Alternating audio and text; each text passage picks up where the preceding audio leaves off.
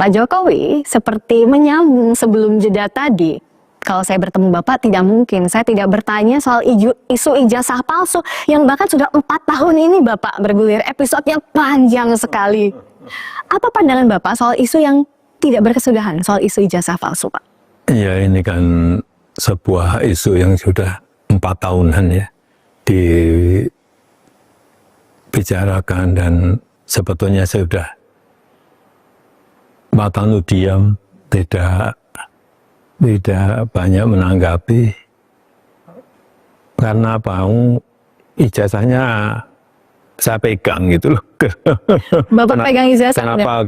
Tetapi saya tidak menyampaikan kepada publik ijazah itu karena yang pertama ada aduan ke Barreskrim. Yang kedua, saya dituduh ijazahnya palsu. Artinya yang menuduh itu yang harus membuktikan. Dalam hukum acara nih, siapa yang menuduh itu yang harus membuktikan. Itu yang saya tunggu, itu coba dibuktikannya seperti apa. Dan itu akan lebih baik kalau pembuktiannya itu di pengadilan. Sehingga betul-betul akan kelihatan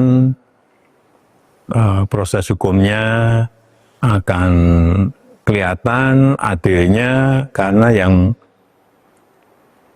memutuskan adalah di pengadilan. Karena yang membuat ijazah saja sudah menyampaikan asli masih tidak dipercaya gimana.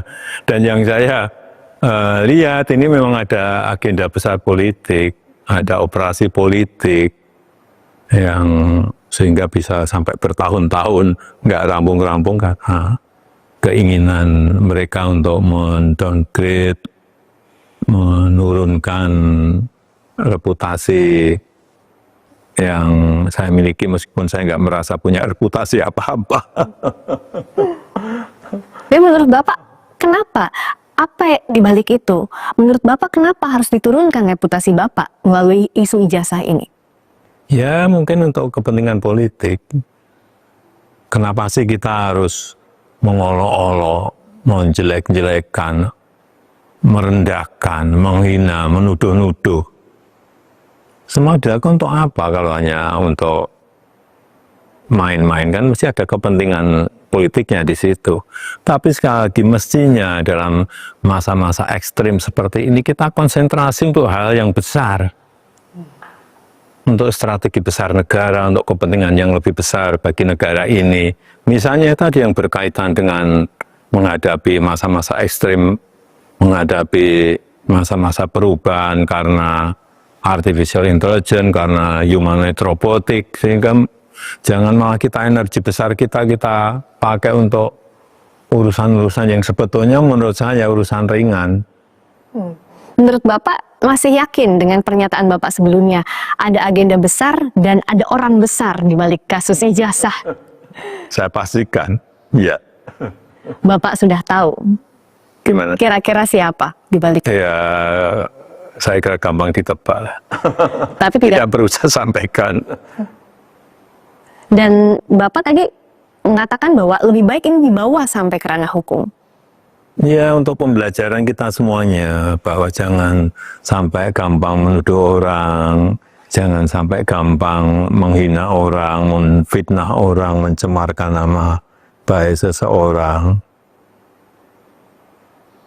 Kalau ada pertanyaan ini akan ke ranah hukum saja, Bapak membawa ini ranah hukum saja, atau ada kemungkinan mediasi? Saya kira untuk pembelajaran kita memang lebih baik dilakukan di penegakan hukum, diputuskan di pengadilan akan lebih baik. Untuk pembelajaran kita semuanya. Dan Bapak juga pernah berjanji kalau sampai ke pengadilan, ijazahnya Bapak akan tunjukkan di sana, di pengadilan. Ya, itu forum yang paling baik untuk menunjukkan ijazah asli saya. Dari SD, SMP, SMA, universitas semuanya kan saya bawa. Untuk pembelajaran hukum, memang apa yang Bapak khawatirkan kalau ijazah ini, kasus ijazah ini terus bergulir di luar soal tudingan ijazah palsu?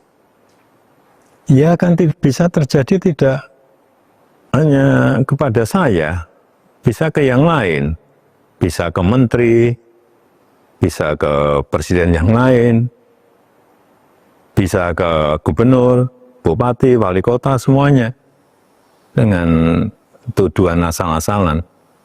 Tapi kalau menuduh dengan bukti itu yang baik.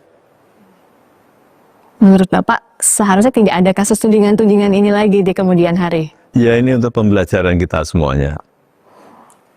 Selain kasus ijazah, sebenarnya sebagai presiden 2 periode yang sekarang juga sudah purna tugas, tapi tentu pandangan Bapak terhadap bangsa ini jadi penting. Apakah ada kekhawatiran di benak Bapak soal masa depan Indonesia? Ya, saya kira kita dilihat, sekali lagi kita dilihat oleh negara lain itu dijadikan contoh karena stabilitas ekonomi kita baik, stabilitas politik kita baik, sampai di era Presiden Prabowo ini dipandang oleh negara lain bagus, sehingga jangan sampai pandangan ini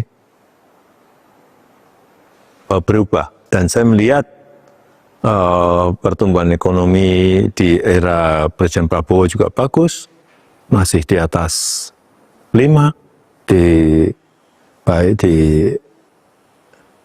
kuartal pertama, kedua, dan ketiga. Saya rasa ekonomi kita akan masih tumbuh di atas 5.